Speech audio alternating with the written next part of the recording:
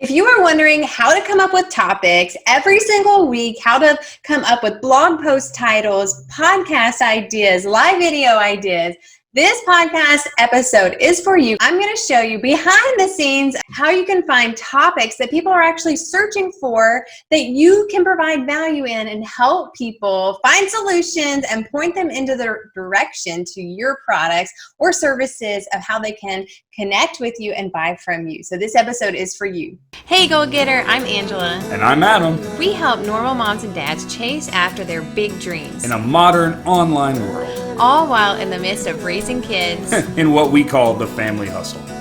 So if you listen to this podcast at all, you know I'm a huge fan on creating content, long form content once a week at least. Obviously more can be better if you're just getting started. I know I've seen people who are launching their blog, they say kind of launch with 15 to 30 different titles, blog post ideas when you get started. So you have that content that can be shared, that you can share, that you can repurpose in different places. And so if you're just getting started and you're just launching, you may want to create more content up front. But if you've been doing it for a while and you have more content in your pool, in your bank of ideas and everything, then maybe you don't need to create content every single day. Maybe you can just create one great piece of content once a week. And that's kind of where I am right now. Sometimes I am more inspired and I create 3, different blog posts and everything. But if I create one amazing piece of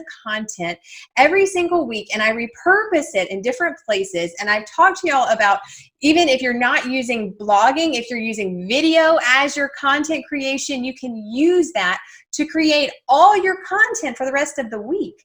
But if you're just getting started and you're like, oh man, I don't have a lot of content yet, you may want to start doing daily live videos. And so you just have to think, where am I in the stage of my business? Am I just launching? Do I need to get a lot of eyes on me fast? Or am I in that organic stage where you're trying to find people you're trying to find people organically through Pinterest, through Google searches, maybe Facebook groups. You're trying to have content where people are searching for help in that area, and you can show up and help them solve that problem. And so wherever you are, it kind of depends on where you are in your stage of business. But I'm going to tell you behind the scenes of how I am finding topics and how I'm creating long-form content, answering those questions that people are asking. And the website that I'm using is called answerthepublic.com. Now, I've seen a lot of people talk about this, but they haven't really gone into the depths of how to use it. They'll just say, if you need topic ideas, go to answerthepublic.com. So I'm going to go a little bit further, break it down a little bit more step by step of how I'm doing this. So I have a health and wellness blog, grassfedmama.com. That is kind of my hub. And I've talked about that, about having a piece of the online real estate that you own. And it can be blogging. It can be a podcast. Both of those are places that you own. You can host your content there. It is not based on, because even YouTube, you can host your videos there, but you don't own YouTube. And I've actually, for a period of time, lost my YouTube account. So I don't recommend building all of your content on YouTube. I would rather you find a place where you can host your content that you own. So blogging or podcasting can be your hub where you host your content. So going back to my blog, that's where I own that piece of real estate as well as this podcast, but my blog is way more well established, and it started as a health and wellness blog. And now I teach moms and dads how to build their business online because I've done it with my blog, with my health and wellness business. And that's what I love, helping normal moms and dads dig into so they can start creating an online income. Now, with that blog, like I was saying, whenever you're just getting started, you probably want to have 15 to 30 different topic ideas lined up before you launch, because you want to keep that consistency up and you want to have all that content ready so that you can get all these eyeballs on you and create some momentum. But if you're well established and you've already kind of passed that first 3 months, that first barrier where you have over 30 pieces of content that now you can share, you can put them different places. Now you're kind of ready to just go to one time a month, one time a week, where you share one amazing piece of content, long form content, where I always say that's probably about 1,000 words. If you're kind of a green like me and you want to know, well, what does it count if it's long form content? I'm going to say it's about 1,000 words. A lot of people are saying for blogs now, you need to, every single episode of your podcast, every single blog post needs to be have enough content for people to actually find value, and that's 1,000 words or more. And so you want to have people listening to you longer, because that's how people rate engagement, is how long are they tuning in. For a podcast, that's minutes listened. For a blog, that's minutes reading. So think about a topic that you know a lot about, that you could talk about every single day maybe, and this is kind of where you're going to base your content creation on. Now, for me, I have a lot of different pillars, and I talk about that in my personal branding challenge, that if you haven't gone through that yet, it's my How to Launch Your Authentic Brand in 5 days. It's a 5-day challenge, and I talk about different pillars that you can pull from to create content. So for me, I talk about health and wellness and being a healthy mom. I talk about mom life sometimes, because that's definitely my life. I've got 3 kids, we homeschool, I have a baby, and so I talk about being a mom and motherhood. And so I relate very well to moms, because I am in that stage of life right now. I talk about, within the healthy lifestyle and everything, just tips to deal with weight loss after having a baby, staying healthy, natural health, using supplements, different things like that. So all of that is a part of my blog. But then I also talk about blogging and business and podcasting. And so all of that is a part of my brand, but also that's a part of my blog as well. So any of those topics I can talk about and put them in my different pillars of content. So think about that. Think about the different pillars of content that you can talk about that are going to be a part of your brand, and start there. And then maybe think of some like broad terms. So I just wrote a blog post today, and I talked about how to reduce bloating, because a lot of women are concerned, especially if you're planning a beach trip or maybe a date night and you're going to dress up, and you're like, oh, I really want a flat tummy. Or you're thinking, gosh, if I gained weight, my pants won't zip up. So a lot of people deal with bloating, and they're searching for, how can I reduce bloating? Well, I was thinking, okay, this is a topic that I personally can write about. So I went to answerthepublic.com. What are people asking about bloating? And so you can just type in one word. You can type in bloating, bloat.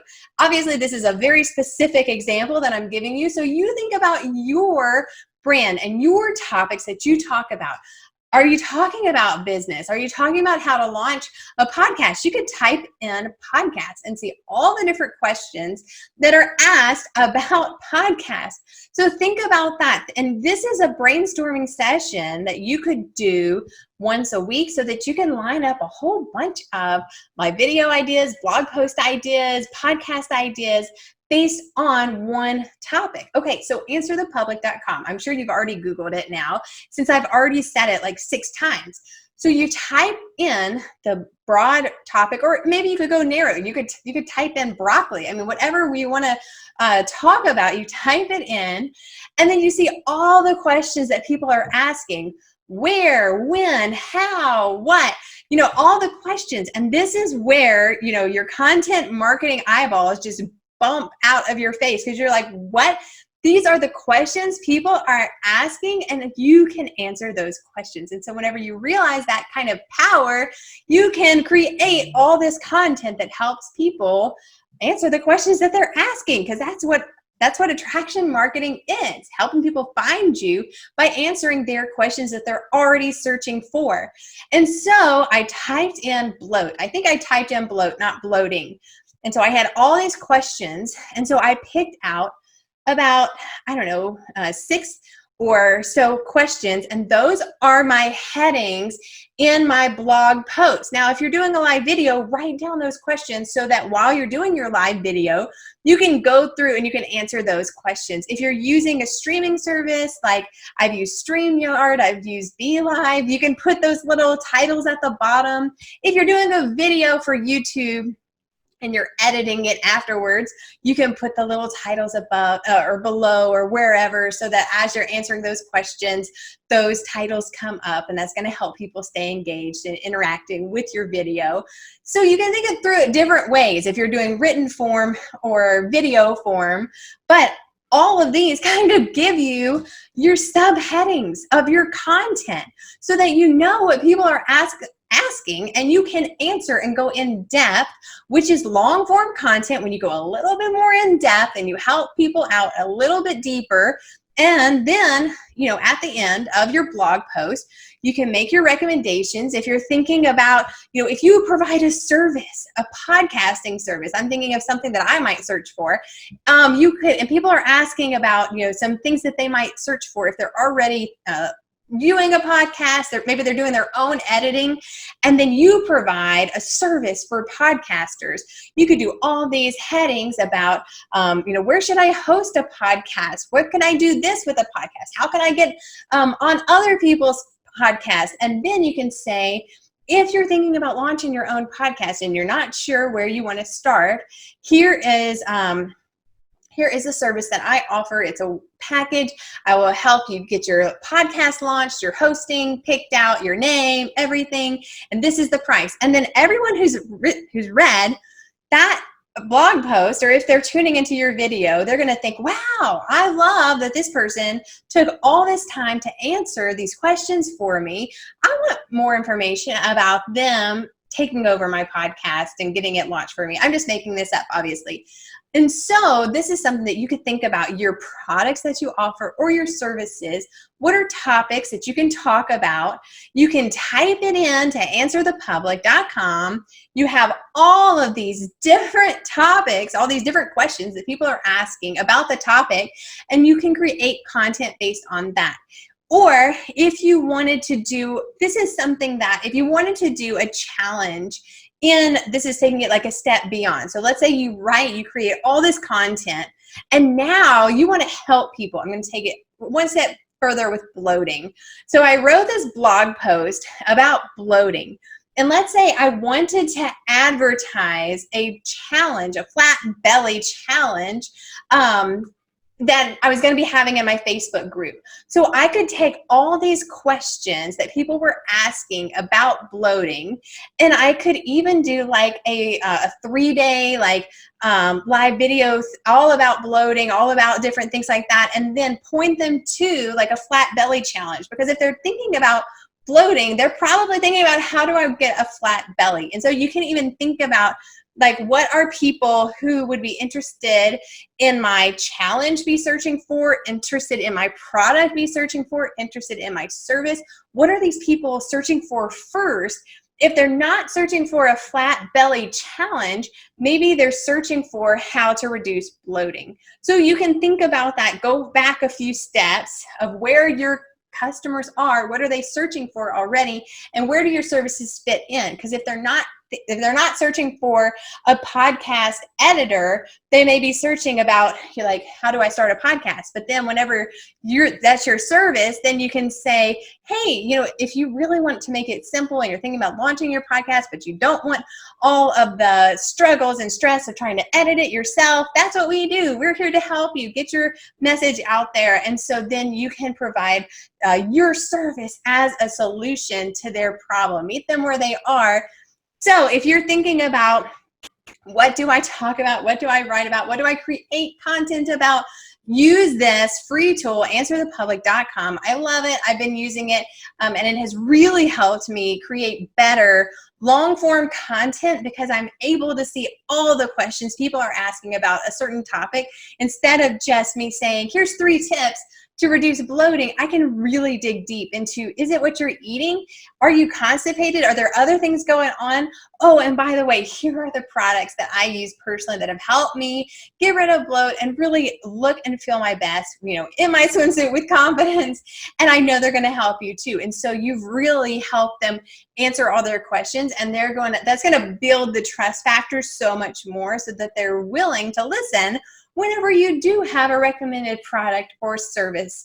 And so I hope that this helped you create even better content to really attract people to you and build your business authentically. Thanks for listening to The Family Hustle with Angela and Adam Parker. We appreciate you guys being here. If you're listening, don't forget to take a screenshot and share it into your stories and tag us at Grassfed Mama. Also, don't forget to subscribe and leave us a review on your podcast player of choice. That helps other people find out about what we're doing, and it's the best thing you can do to help us grow the podcast.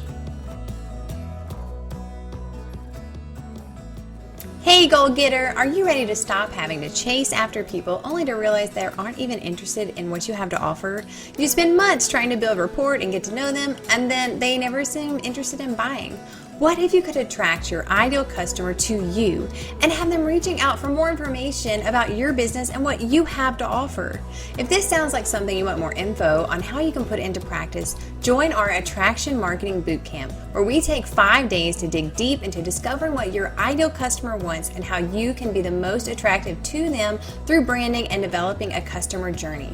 Over the 5 days, you'll have worksheets and videos to guide you through this self-study. To learn more, head on over to grassfedmama.com/attractionmarketing.